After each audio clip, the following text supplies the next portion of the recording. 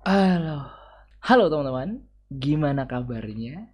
Oke, jadi ini aku barusan selesai mandi dan mungkin sebelum aku mulai video ini aku pengen sharing dulu nih body care rutin yang biasanya aku pakai habis mandi. Nah, biasanya nih teman-teman selalu pakai Scarlett ya, body lotion dari Scarlett. Nah, biasanya aku pakai yang Jolly ini dan sekarang di sini ini udah pernah aku review untuk yang Jolly dan sekarang aku punya ada dua varian lainnya.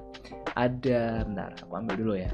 Nah, ada dua varian yang baru datang di sini, ada Romansa sama Charming, teman-teman. Nah, BTW buat kalian mungkin yang pengen hasilnya lebih maksimal, aku sarankan kalian bisa pakai satu rangkaian produk body care dari Scarlett. Itu ada body scrub, itu pas kalian mau mandi, kemudian shower scrub ketika pas kalian lagi mandi, dan body lotion yang kayak aku pegang ini itu pas habis kalian mandi. Nah, di sini aku akan coba masing-masing dari varian Charming sama Romansa ini. BTW ini anduknya kayaknya ganggu banget ya. Bentar. Oke, kita lanjut nih. Di sini aku punya varian Charming sama varian Romansa. Nah, untuk kandungannya ini masih dalam satu formula ya, teman-teman. Kalau misalnya body lotion dari Scarlett itu ada glutathione, ada vitamin E-nya, ada kojic ajitnya, dan ada niacinamide-nya. Nah, sekarang kita akan coba yang pink dulu kali ya, yang Romansa dulu nih. Oke, kita buka dulu untuk plastiknya ya, atau segelnya, teman-teman. Ini dia untuk bentukannya. Ini sebenarnya ya hampir sama semua, cuma beda varian wanginya aja atau aromanya. Nah, untuk tampilan dari yang Romansa ini dia warnanya pink, teman-teman. Ya, bisa kalian lihat ya. Ini warnanya pink. Seperti ini. Dan kayaknya langsung kita coba aja. Aromanya apa nih? Nah.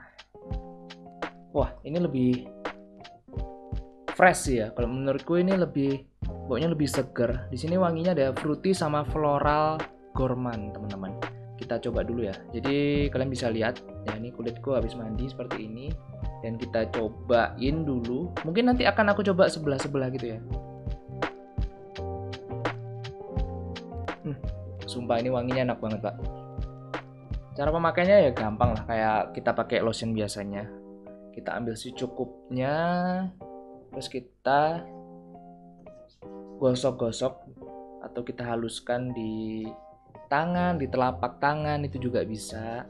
Pokoknya usahakan merata gitu ya, biar hasilnya lebih maksimal. Oke, ini lebih seger sih daripada kita nggak pakai ya. Itu rasanya lebih lembut, lebih lebih lembab, kemudian lebih tidak kering gitu dan lebih fresh juga gitu. Oke, kalau misalnya aku lihat di sini ya, nggak tahu nih kalau misalnya di kamera kelihatan atau enggak. Harusnya sih kelihatan lebih cerah gitu ya. Untuk yang kita pakaikan ini, yang tanganku, yang tangan kiri ini, itu dia lebih kelihatan lebih cerah sih kalau menurutku ya. Ini pemakaian harusnya sih nggak bisa cuma sekali ya, teman-teman. Kalau misalnya masalah kulit gitu kan relatif ya, masing-masing orang, masing-masing individu itu kan pasti akan berbeda hasilnya. Cuma ini yang aku rasakan, dia lebih fresh untuk di kulitku ketimbang aku ya habis mandi biasa aja, nggak aku kasihin body lotion gitu. Nih, kalau dari jauh kelihatan deh. Kalau dari dekat kena lampu jadi nggak kelihatan. Seperti ini cuy. Nih ya, yang ini pakai Scarlett, yang ini belum aku pakein Scarlett. Oke, jadi itu untuk yang Romansa. Sekarang kita coba yang ke Charming, teman-teman. Oke, untuk yang Charming kita langsung buka aja segelnya. Untuk botolnya seperti ini cuy, warna ungu. Kalau yang tadi pink, yang ini warna ungu cuy. Nah, kita buka dulu. Kok enak? Kita coba.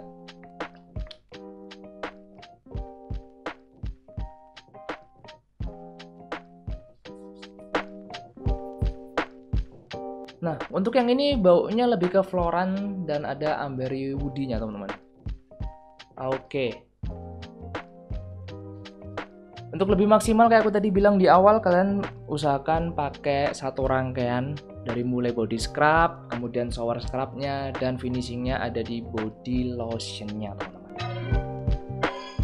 Oke teman-teman, jadi kalau misalnya dari dua ini aku compare ya, aku lebih suka yang Romansa karena bisa dibilang aromanya itu kalau aku pribadi, aku tuh lebih suka sama bau-bau entah itu parfum atau apapun itu yang aromanya itu aroma lebih ke feminim atau yang ke cewek daripada yang ke maskulin atau yang laki-laki. Jadi kalau misalnya yang charming ini bisa dibilang ini aromanya tuh cocok buat cowok yang apa ya, yang pengen bau-bau maskulin bisa pakai yang charming, tapi kalau misalnya lebih suka yang feminim itu bisa pakai yang romansa. Aku pribadi lebih suka yang romansa. Nah, kenapa aku sangat merekomendasikan produk body lotion dari Scarlett? Itu karena manfaatnya banyak banget. Ada beberapa manfaat yang bisa kalian dapatkan kalau misalnya kalian pakai produk body lotion dari Scarlett, yaitu bisa membantu mengembalikan kelembapan kulit kalian. Misalnya kalian punya masalah kulit yang pecah-pecah atau yang sering kering, kalian bisa pakai ini. Kemudian juga bisa membantu mencerahkan warna kulit kalian. Ada nutrisinya buat kulit kalian dengan kandungan tadi aku bilang ada glutathione, ada vitamin E, ada kocit acid, kemudian ada niacinamidnya, dan ini bisa menyegarkan dan memberi keharuman yang tahan lama cuy.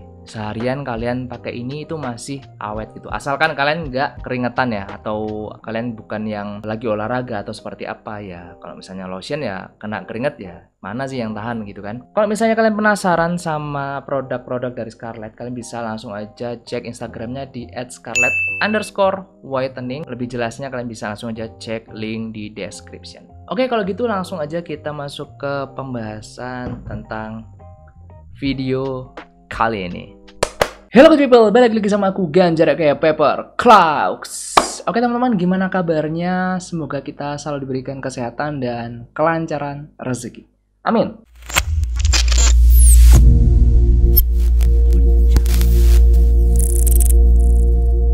Oke, untuk video kali ini masih sama kayak kemarin, jadi tentang jawab-jawab lagi pertanyaan dari kalian yang masuk di DM Instagramku. Dan untuk pertanyaan kali ini ada dari Afid ZMKSM. Oke, kita ngomongnya Afid aja ya, kita bilang dari Afid gitu. Oke, jadi langsung aja ke pertanyaannya. Nah, untuk pertanyaannya di sini dia bilang, habis lebaran kok penjualan menurun banget ya Mas? Apakah ini wajar? Saya bingung mau konsul ke siapa. Saya tahu Mas Ganjar dari konten YouTube. Kalau Mas Hairo gimana Mas? Menurun atau masih stabil? Oke, ini aku memang angkat karena ini bisa dibilang ada beberapa yang menanyakan hal-hal semacam ini gitu. Jadi intinya itu sebenarnya kenapa kok penjualan atau sales kita di periode setelah lebaran itu biasanya agak menurun. Sebenarnya nggak cuma di lebaran aja, nggak setelah lebaran aja, tapi juga biasanya ada penurunan itu ketika setelah awal tahun atau setelah event akhir tahun gitu. Oke, jadi pertanyaannya menarik banget dan langsung aja kita coba bahas untuk pertanyaan dari @AfidZMKSM ini ya, dari Afid ini tadi. Oke, jadi pertama-tama di sini aku pengen disclaimer dulu. Jadi untuk pembahasan kali ini aku pengen mengkerucutkan dulu ya teman-teman, lebih spesifik lagi ke bisnis clothing aja gitu, karena aku ada di bidang ini. Jadi kalau misalnya di bisnis yang lain atau di bidang lain aku kurang paham ya untuk detailnya seperti apa. Oke, jadi seperti yang aku udah sering bilang juga, sebenarnya kalau misalnya bisnis clothing itu panen-panennya atau cuan-cuannya itu bisa dibilang dalam setahun yang sudah pasti dan harus kita maksimalkan itu ya ketika event lebaran gitu ya, sebelum lebaran atau puasa itu, dan event akhir tahun gitu loh. Jadi dua event ini sebenarnya yang wajib banget kita maksimalkan gitu. Untuk event-event yang lain itu bisa dibilang additional atau tambahan untuk pemasukan pasti kita gitu kan. Dan untuk event-event lain itu bisa kita improve, misalnya ikut event atau ikut bazar, atau kita merilis atau meluncurkan produk-produk terbaru dan lain-lain, yang dimana itu akan mempengaruhi peningkatan dari sales atau penjualan kita. Nah, kalau misalnya kita kembalikan lagi ke pertanyaan dari Mas Afid ini ya, apakah wajar habis lebaran terjadi penurunan?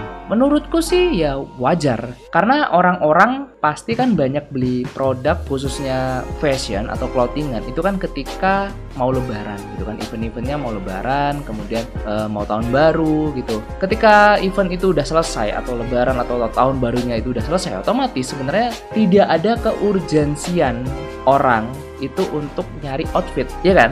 Bener nggak sih? Kalau misalnya kamu tanya aku solusinya gimana Mas? Solusinya ya sebenarnya kita bisa dibilang nggak harus nggak harus pasrah atau jangan pasrah sama keadaan. Misalnya habis lebaran kok melempem, penjualan menurun banget gitu kan. Ya sebenarnya kita bisa siasati dengan berbagai macam hal. Misal contoh, kalian bisa coba merilis artikel terbaru gitu kan, kasih gimmick-gimmick, atau kalian bisa bantu ke paid promote, ke akun-akun lokal Pride. Itu kan sekarang banyak tuh, mereka juga open untuk paid promote. Atau kalian bisa nge-endorse influencer atau selebgram atau youtuber atau siapa gitu kan yang cocok sama brand kalian juga. Terus kalau misalnya kalian di-invite atau ada event-event gitu kan untuk event-event clothing, ya kalian bisa ikut juga di situ. Tujuannya ya untuk mendongkrak terjadinya sales atau minimal banyak orang yang tahu sama brand kalian. Dari situ biasanya bisa dikonversikan lagi untuk closing orang untuk beli produk kalian. Nah, kemudian kalau misalnya kalian tanya atau Mas Afid tanya gitu ya, apakah Mas Heru terjadi penurunan setelah lebaran kemarin?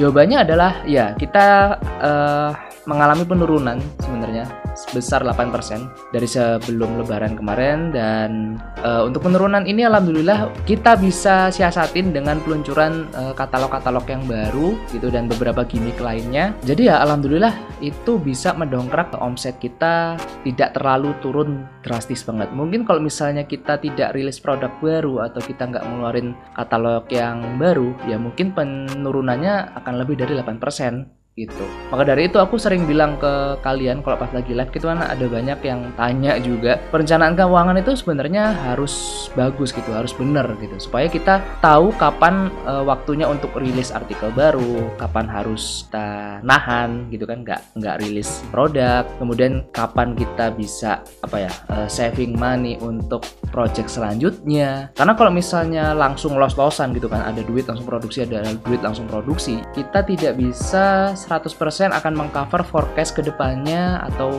bisa dibilang kejadian kedepannya akan seperti apa, apakah emang trennya lagi naik atau trennya lagi turun. Itu kan kalau misalnya kita langsung los-losan, ya pokoknya ada duit produksi ya menurutku itu agak susah nanti kedepannya. Karena ya perencanaan keuangan ini bisa dibilang vital banget untuk bisnis clothing. Tapi sebenarnya nggak cuma bisnis clothing sih, semua bisnis ya perencanaan keuangannya harus bagus gitu, harus pas gitu ya. Jadi semoga bisa menjawab pertanyaan dari Mas Afid tadi. Dan kalau misalnya masih ada yang belum jelas atau Mas Afid belum jelas, bisa komen di bawah.